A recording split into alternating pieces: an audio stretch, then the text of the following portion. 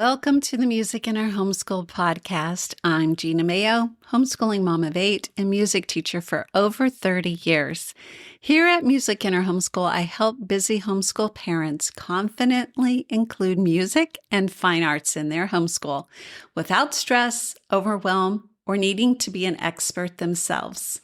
Today, we're talking about something very close to my heart, how to use Charlotte Mason-inspired music lessons and fine arts study with children of all ages, from preschoolers all the way through high school. If you've ever thought, I love Charlotte Mason ideas, but I'm not sure what music should actually look like, or I have multiple ages, how am I supposed to do a composer study, folk songs, hymns, music appreciation, and fine arts for everyone? Or maybe I know music matters, but honestly, I can't fit one more thing into our homeschool. Today's episode is for you because I want to show you how music education the Charlotte Mason way can actually be one of the simplest and most enjoyable parts of your homeschool day. If you are a homeschooler looking for ways to easily and affordably include a quality music education in your homeschool, you've come to the right place. This is the Music in Our Homeschool Podcast. I'm Gina Mayo, homeschooling mom of 8 and music teacher for over 30 years. Years ago, when I was holding my first baby and trying to figure out how to homeschool, I read For the Children's Sake by Susan Schaefer Macaulay. That book changed everything for me. I had already earned a music education degree and taught for 5 years in public schools, but Charlotte Mason introduced me to something different. Children are whole persons, deserving beauty, truth, goodness, and living ideas, not simply worksheets and information. Then I discovered the Charlotte Mason Companion by Karen Andriola, and I started to see education very differently. Living books, nature study, habit training, short lessons, art, music, copywork, rich ideas. And over time, I realized something important. Music doesn't need to be another heavy subject added to your burden. Music can become nourishment. Charlotte Mason believed music was essential, not optional. Kind of like me. She encouraged exposure to beautiful music, composer study, hymn singing, folk songs, and cultivating delight before technical skill. That perspective completely shaped the way I taught my children in our own homeschool and the way that I teach the music lessons I create for Music in Our Homeschool. Charlotte Mason education already embraces many things that music naturally provides: listening carefully, attention, habit formation, beauty, memorization, emotion, story, culture, history, worship. Music reaches the heart before it reaches the intellect. Think about how often your children remember a song long after they forget a textbook paragraph. That's why composer study works, and hymns stick, and folk songs become family memories. Music forms affections, and Charlotte Mason deeply cared about affections. Now let's make this practical. For your preschool and early elementary years, keep it joyful and sing folk songs. Listen to beautiful music while the children are coloring or building with their blocks. Read living books about composers. Learn nursery rhymes and chants. Move to music with scarves. Enjoy seasonal hymns. This age doesn't need anything rigid or rigorous. The goal is exposure, delight. Make it a part of your atmosphere. Think music is a part of our family culture, not I must cover all historical periods of music this year.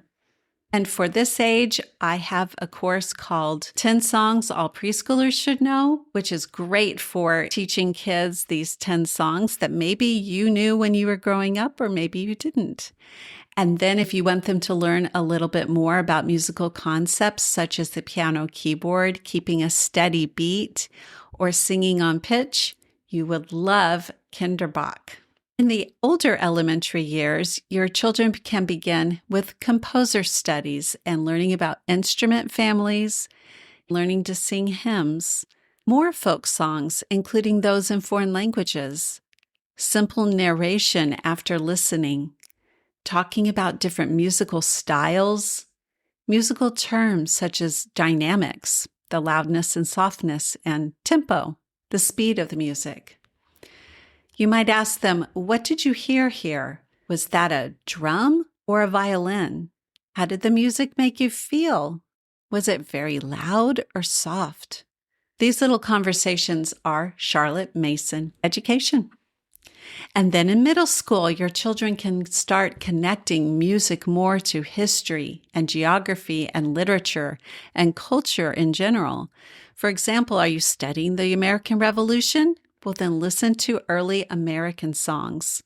By the way, you'll love musicinerourhomeschool.com/free America 250.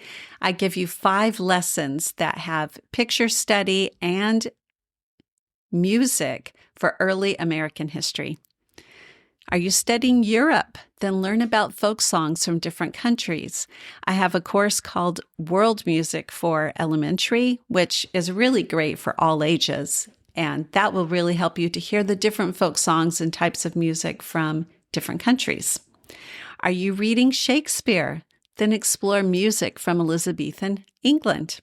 Charlotte Mason loved integrated learning. Music becomes richer when it's connected. Now let's talk about high school. Many homeschool parents stop formal music and fine arts in high school because academics feel more urgent. Ironically, this may be when students need this beauty the most.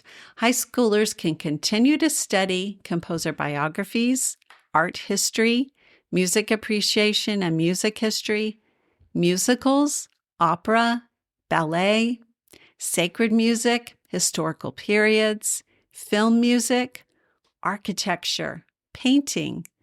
So many connections between history and the fine arts. And all of those develop critical thinking, observation, communication skills, and cultural literacy.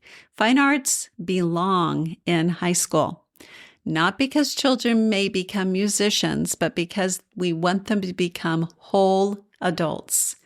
You will love my Charlotte Mason inspired fine arts course for high schoolers, but I also have 3 music history courses that they can study from music of the Middle Ages all the way through the present day. Now, let me say something I learned while homeschooling my own 8 children. Complicated systems usually fail. I loved beautiful homeschool plans and ambitious schedules, even color-coded ideas, but reality looked more like babies, outside activities, meal prep, homeschool co-op, church, lots of doctor's appointments, laundry, trying to remember where everyone left their shoes, what finally worked for us, Charlotte Mason ideas, short lessons, consistency, simplicity, lots of reading aloud, and simply turning the music on and listening. That's really where my 15-minute music method came from. I discovered that doing a little regularly beats doing a lot occasionally. 15 minutes, a few times a week, year after year, really adds up, and that changes children. One more course I'd love to mention to you today is a year of Charlotte Mason music lessons. This is great for all ages, and it's so simple to use. You simply open it up and use it immediately. No prep is needed. And you definitely don't need a music degree or have to do a lot of planning ahead in order to use it. It includes Charlotte Mason-inspired elements like composer study, hymns, and folk songs. So you are listening, you are narrating, you're being exposed to beauty, and it's so simple for multi-ages. The younger children can learn with the older children. And if you do have a high schooler who needs a fine arts credit, then definitely check out Charlotte Mason-inspired high school fine arts. It's the easiest way to get your fine arts credit. It combines composer study with great works of music to listen to, with paintings and poetry. So maybe you're listening today and you're thinking, my children are already older and we never did music. You're not behind. Start now. It's never too late. Just pick out a composer, sing one hymn, read a living book. do one lesson. The beauty of a Charlotte Mason education is beginning with living ideas, not perfection. And just remember, small, consistent exposure makes a big difference over time. Charlotte Mason believed education is an atmosphere, a discipline, and a life. Music contributes to all three. Atmosphere, the beauty filling your home. Discipline, learning attention and listening. Life, developing lifelong appreciation. You don't need to be a musician as the homeschool parent. You don't need a music degree or hours a week to devote to this. Just a willingness to begin. So head over to the accompanying blog post and you'll find links to everything I've mentioned today. Just remember, consistency matters more than perfection.